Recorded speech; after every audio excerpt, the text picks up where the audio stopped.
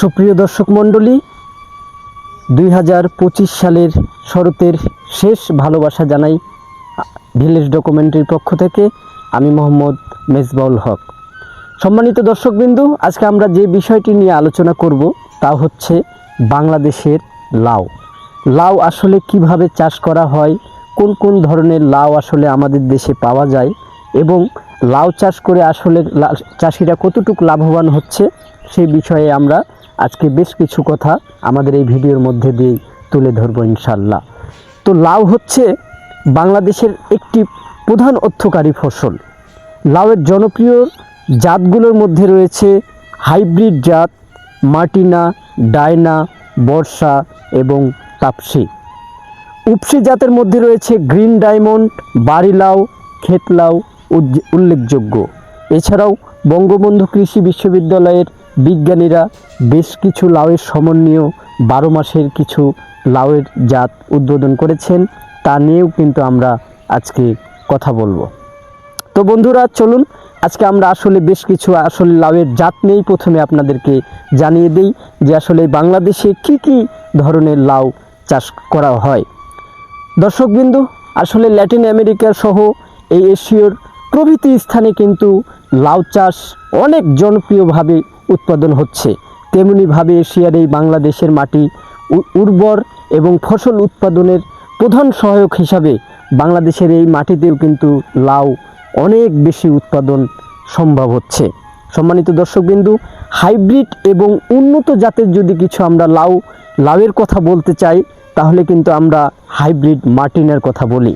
Hybrid Martina এমন একটি লাউ যা আকার আকৃতি ও রং নরম হয় এবং স্বাদের জন্য এটি উল্লেখযোগ্য। এটি একটি জনপ্রিয় হাইব্রিড জাত। গ্রিন ডায়মন্ড এটি হচ্ছে একটি উপসি জাত বলে আমরা জানি। উপসি জাতের যে লাউগুলো রয়েছে তার মধ্যে প্রধান উল্লেখযোগ্য হচ্ছে এই গ্রিন ডায়মন্ড। এছাড়া বাংলাদেশে বেশ কিছু যে 12 মাসি ফসল হিসাবে যে আমরা লাউ পেয়ে থাকি তা হচ্ছে বাড়ি 1, বাড়ি 2, বাড়ি 3, বাড়ি 4 এবং বাড়ি 5 সহ আরও কিছু উন্নত মানের লাউ কিন্তু আমরা বাংলাদেশে 12 মাস পেয়ে থাকি। সম্মানিত দর্শকবিন্দু, তো লাউ হচ্ছে আমাদের এমন একটি খাবার, লাউয়ে কিন্তু আসলে পানির পরিমাণটা অনেক বেশি থাকে।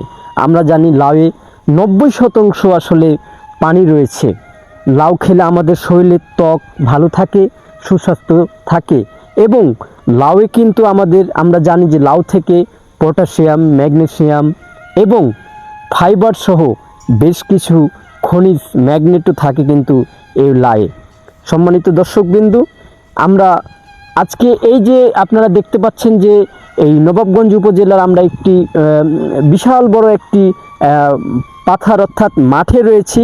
তো মাঠের এক কর্নারে আসলে একজন উদ্যোক্তা বেশ কিছু জমি ধরে বেশ কিছু পরিমাণ জমি নিয়ে কিন্তু লাউ উৎপাদন করছে। তো আমরা এখানে যে লাউটি দেখতে পাচ্ছি, আপনারা যদি দেখেন আসলে এই লাউটা হচ্ছে একটি পাঞ্জাব রাউন্ড লাউ। এই লাউটা হচ্ছে শুরুতেই গোল ফুল ফোটার পরে একটি কিন্তু রাউন্ড হয়ে এই লাউটি ধরে এবং আস্তে আস্তে কিন্তু এই লাউটি বড় হয়। এই লাউয়ের বীজ বপনের কিন্তু 45 থেকে 60 দিন কিংবা 55 থেকে 65 দিনের মধ্যেই কিন্তু ফুল ফুটে এবং লাউ ধরা শুরু করে এবং এই লাউটি ধীরে ধীরে ক্রমাগত বড় হয়।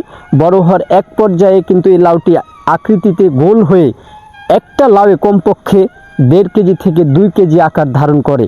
এরপরে কিন্তু চাষিরা এই লাউ তুলে এবং বাজারে নিয়ে যায়। তো দর্শকবিন্দু, আমরা আজকের এই উদ্যোক্তা যিনি এই লাউ চাষ করছেন তার কাছে আমরা জানবো আসলে তিনি এই পাঞ্জাব রাউন্ড ছাড়াও কি কি লাউ এখানে চাষ করছেন এবং এই লাউ তিনি কিভাবে বাজারজাত করেন, কোথায় কোথায় বিক্রি করেন, নাকি পাইকারি ব্যবসায়ীরা এখানে এসে আসলে লাউগুলো নিয়ে যেয়ে বিক্রি করে, এগুলো নিয়ে কিন্তু আমরা কথা বলবো। তো আমাদের সঙ্গেই থাকুন। ধন্যবাদ।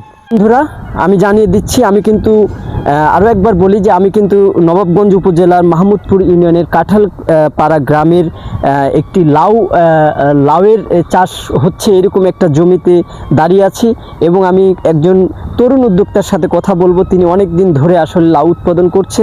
আসলে আমরা তাকে জিজ্ঞাসাবাদ করব যে তিনি এখানে কি কি জাতের লাউ উৎপাদন করছেন এবং এই লাউয়ের বাজারজাত প্রক্রিয়া কি এবং লাউয়ে কি কি রোগ বালাই হয় সেগুলো সম্পর্কেও কিন্তু আমরা আমাদের এই আজকের লাউ উদ্যোক্তা সাথে কথা বলবো। ভাই আসসালামু আলাইকুম। ওয়ালাইকুম আসসালাম। আসসালামু আলাইকুম। একটু জোরে বলবেন। ভাই, আমরা এখানে আসলে দেখতে পাচ্ছি বেশ কিছু জমিতে আসলে লাউ চাষাবাদ হচ্ছে, তো আসলে এখানে কি কি লাউ চাষ হচ্ছে? এখানে ভাই একটা লাই হয়, চাষ হয় পাঞ্জাব ব্রাউন। পাঞ্জাব ব্রাউন? হ্যাঁ, পাঞ্জাব ব্রাউন। মানে এই লাউ আমরা যতটুকু জানি যে আরাকা বাহার বা লম্বা জাতীয় যে লাউটা আছে সেটা একটু লম্বা আকৃতির হয়, সবুজ হয়। আর আমরা যে পাঞ্জাব ব্রাউন, আসলে পাঞ্জাব লাউ যে লাউটা দেখতে পাচ্ছি এটা কিন্তু আকারে একটু হচ্ছে গোল হয়, তাই তো? হ্যাঁ ভাই, এটা একটু গোল হয়। আচ্ছা আচ্ছা আচ্ছা ভাই, এই লাউ হচ্ছে বীজ রোপণ থেকে আসলে কতদিনের মধ্যে ফুল বা ফল পাওয়া যেতে পারে? এই তো ভাই 50 থেকে 60 দিনের ভিতরে এর ফল আসবে। মানে আপনি বলতে যাচ্ছেন যে এটি রোপণের পর 50 থেকে 60 দিন অর্থাৎ 2 মাসের মধ্যে এটি ফুল আসে এবং সেখান থেকে লাউ ধরা শুরু করে। আচ্ছা, এই লাউ যখন আস্তে আস্তে বড় হয়, বড় হওয়ার পর আসলে একটা মেন যে চ্যালেঞ্জিং বিষয় থাকে সেটা হলো বিক্রয় প্রক্রিয়া। আসলে বিক্রয় যে আপনি বাজারজাত করেন এটা কিভাবে করেন? তো ভাই কিছু উঠায় বাজার নিয়ে যায় বা অনেক মানুষ আছে বৃহৎ থেকে নিয়ে যায়, জমির থেকে নিয়ে যায় আর কি। মানে আপনারাই এখান থেকে লাউ তুলে এগুলো বাজারে নিয়ে যান এবং সেখানে বিক্রি করেন। আবার দেখা যায় যে বাইরে থেকেও মানুষ এখানে এসে অনেক পরিমাণে লাউ নিয়ে যায় কিনে। এখানে আসলে বিগত দিনে কবে লাউটা আসলে তুলছেন এখান থেকে? লাউ কি তুলছেন কয়েকদিনের মধ্যে? ভাই, যেমন ভাই কালকে লাউ কাটা হয়েছে, এটা 110 পিসের মতো। কালকে লাউ তুলছেন 110 পিস। এগুলো কি কেজি দরে না পিস ভাবে বিক্রি করে? এগুলো ভাই যারা আসে নিতে এরা পিস ভাই নিয়ে যায়।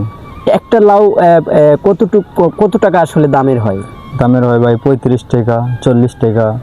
মানে এটা আসলে বাজার যেরকম থাকে 35 থেকে 40 টাকা, 20 টাকাও বিক্রি হয়, 15 টাকাও বিক্রি হয় বাজারের উপরে। তো এই লাউ কি 12 মাসই চাষ করা যায় নাকি এর একটু উপযুক্ত সময় আছে?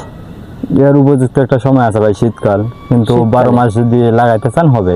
কিন্তু শীতকালে লাউটা একটু বেশি পরিমাণে পাওয়া যায়। সিজন। আচ্ছা, বেস্ট সিজন মানে লাউ চাষ করার জন্য যে আমাদের প্রধান যে সময় সেটা হচ্ছে শীতকালীন সময়। আচ্ছা, আরেকটা লাস্ট যেটা প্রশ্ন করবো ভাই, এই লাউয়ে কি কোনো রোগ বালাই আছে বা এর সঠিকভাবে আপনার সেবা যদি করা যায়, যেরকম স্প্রে বা কীটনাশক প্রয়োগ করা যায়, তাহলে কি লাউ বেশি উৎপাদন করা সম্ভব কিনা? হ্যাঁ ভাই, ওষুধ দিলে একটু বেশি হবে। স্প্রে করা যায় ভাই, স্প্রে করা যায়। মানে লাউয়ের রোগ বালাই দেখা দিলে আসলে স্প্রেটা করলে ফলনটা বেশি হয়। তো আসলে লাউ চাষ করে কি লাভবান হচ্ছেন নাকি কোনো সমস্যার সম্মুখীন হতে? হ্যাঁ ভাই, লাভবান হচ্ছে। লাউ চাষ করে লাভবান হচ্ছেন।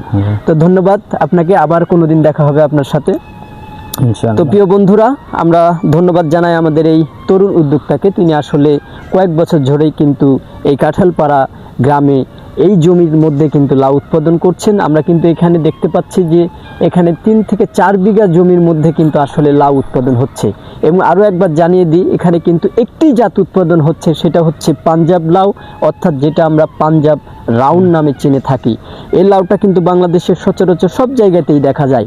বাংলাদেশের বিভিন্ন প্রান্তে বা বিভিন্ন মাঠে যে 2 প্রকারের লাউ চাষ হয়, সেটা হচ্ছে আরাকা বাহার অর্থাৎ লম্বা আকৃতির লাউ এবং পাঞ্জাব গোল অর্থাৎ পাঞ্জাব ব্রাউন যে লাউ, গোল আকৃতির লাউ। এই দুটো লাউ কিন্তু আসলে বাংলাদেশে বেশ পরিমাণে উৎপাদন করতে দেখা যায়। তো আমরা এই একজন তরুণ উদ্যোক্তার সাথে কথা বললাম, তিনি আসলে আমাদেরকে বললেন যে এই লাউ উৎপাদন করে তিনি লাভবান হচ্ছেন এবং এই লাউয়ের যে বিক্রয় বাজারজাত প্রক্রিয়া, তিনি কিন্তু বললেন যে আসলে তিনি গতকালকে এখান থেকে 110 পিস লাউ তুলে কিন্তু বাজারে বিক্রয় করেছেন।